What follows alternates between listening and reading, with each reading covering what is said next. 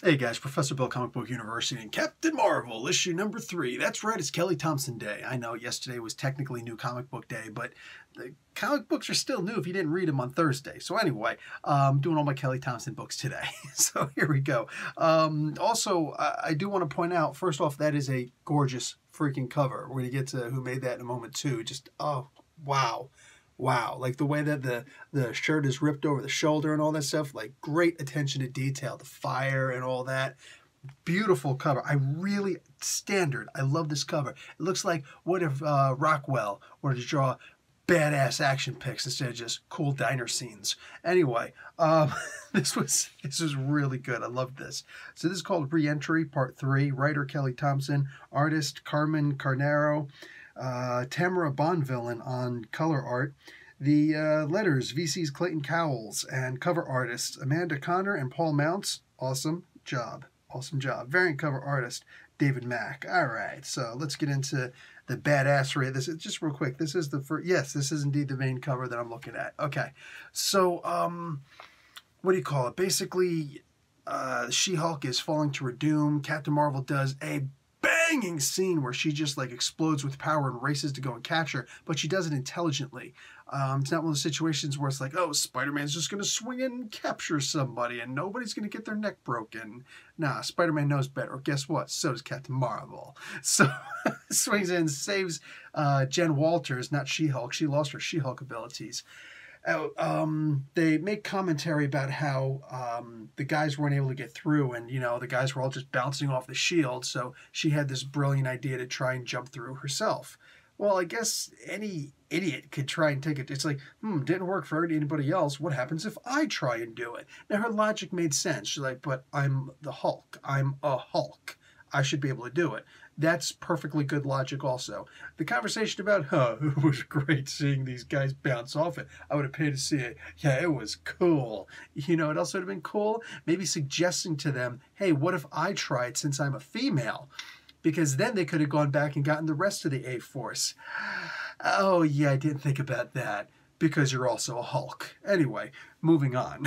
So, look, there's the good with it, there's the bad with it. You have a good idea? Awesome. You have a bad idea? It counts. It all counts.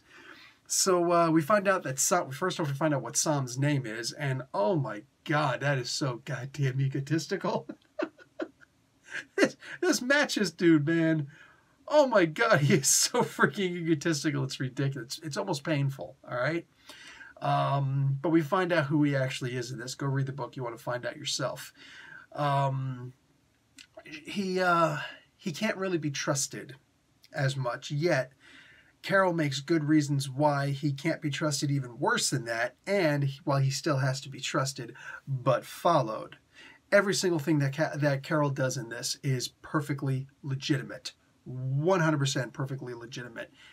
That's just the way it is, man. People with their familial ties, there's that saying, blood is thicker than water. So we might say, yeah, but look at all this guy's done. Yes, but there are too many people in the world that think that, too many people think that might makes right, which unfortunately Carol suffers from a lot, including in here.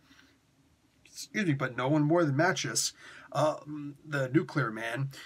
People think that blood is thicker than water, and people also like to think along partisan lines, which means, hey man, I don't care if I'm a hypocrite or not, as long as my side wins, which is, yeah, one of the worst possible ways to think. All those are really terrible ways to think, and that's just the way it is. Speaking of which, Carol actually makes a threat in here. I'm not a huge fan of threats. I'm a pretty big guy. It's always funny to me when somebody makes a threat. I don't feel the need to make threats to people. People see me and they think right away he is threatening. He doesn't need to make a threat. So when people make threats to me, even if you're bigger than me, it's a funny thing. It's a humorous experience. You know what I'm saying? I usually don't enjoy seeing people make threats in comic books unless it's done really well. And I've never seen Carol do a really good, solid, strong threat in a comic book before. I'm usually put off by her making threats. It's funny. There was a threat that she made in this comic book that was well-founded, and I actually enjoyed it. Yeah. Again, not a huge fan of threats. It's not the direction that people should be trying to go in this world.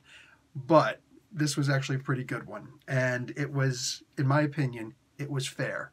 All right. I'm not an absolutionist, for crying out loud. Jeez, like a totalitarian. No threats, period. No, that's not me. Anyway, what do you call it? What else was interesting about this comic book? There was something else I wanted to discuss besides this gorgeous cover. This is the inside. Panel layouts in here. My God, what a team. What an art team. I'm sorry, does anybody else feel like you're in a cockpit looking out? Like, how perfect is that for higher, further, faster? You know what I'm saying? Like, oh, God, that is a gorgeous freaking scene with that panel layout. That is beautiful, man. In fact, I might even say it's a bit bootylicious. Oh, that's right. I went there. That is a gorgeous cover. Wow. Yeah, the end of this comic book. The final page reveal. Who Carol has to fight. I took a deep gasp. I was like, I want you to think of the most terrifying thing that Captain Marvel, Carol Danvers, could ever see in her life, okay? And she sees it right in front of her. I don't know why this is happening. I don't get it. Makes perfect sense that Kelly Thompson is going to be doing it. You'll understand when you read the comic book. You will read this comic book, boy, girl, whatever. I'm making a threat. See, I'm not even good at making threats. I don't practice. Read the comic book, man. I ain't playing, all right? Don't make me come over there through the computer screen or whatever you're watching this on. No, I suck at threats, all right? Awesome book, dude. Awesome book. There was a... Look, there are moments in here where when I say this, I'm referring to the first two issues. First two issues, I stand by what I said. They were good issues. But at the same time, it was starting to get a little bit campy. And I noticed that the same way I always notice it. When I go to the comic book store and I see my comic books on the comic book rack and I'm looking around like, which ones do I want? And I reach for it. Thoughts race through my head. And I was picking this up regardless because I'm picking this comic book up. I mean, it's Carol Danvers. What the frig? You know what I'm saying? But I reached for it and I thought to myself, I hope this issue takes her a little bit more serious. Which means that clearly, in my subconscious, I was thinking that the comic book wasn't taking her serious enough.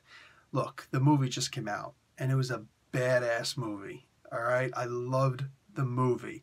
Went and saw it twice. I don't know if I'll see it a third time, but I wouldn't be disappointed with myself if I did. You know what I'm saying? I got the money.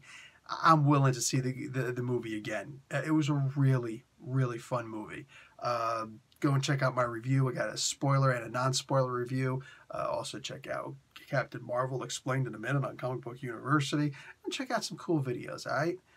But I'm like, with that movie out, this right here is the representation. This is the first issue of this character on the shelves since that movie hit. So we should be paying particular attention to making her as BA gets, right? Badass, just acronyms. I was really hoping that would happen, and it did. It really did. As a former soldier, I am annoyed when I see people who were not in the military and do not understand. I mean, if you read, military history books and you're a fan of it, you can write tactics and strategy and things like that in a book, in a comic book, and whatever. You could talk about them at least. You may not have the experience, but you'll get most of the words right.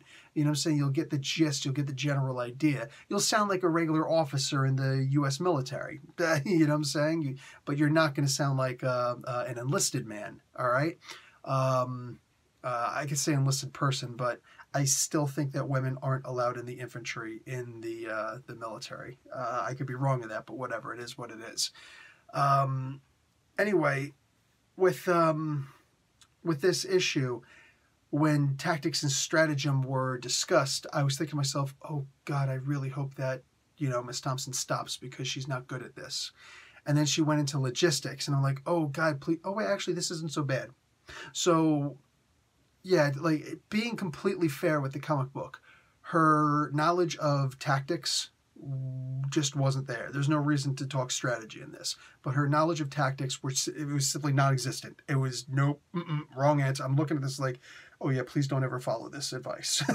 But the topics on logistics, on resupplying resupplying the supply line, beginning the supply line, finding new supplies in a very limited supply environment, trying to find new areas to explore in order to restock, all of that stuff. That was actually really sound. That's pretty good. I can imagine Kelly Thompson being a truck driver, or at least talking to a truck driver. You know what I'm saying? It was like, oh yeah, this is how it works, because it worked.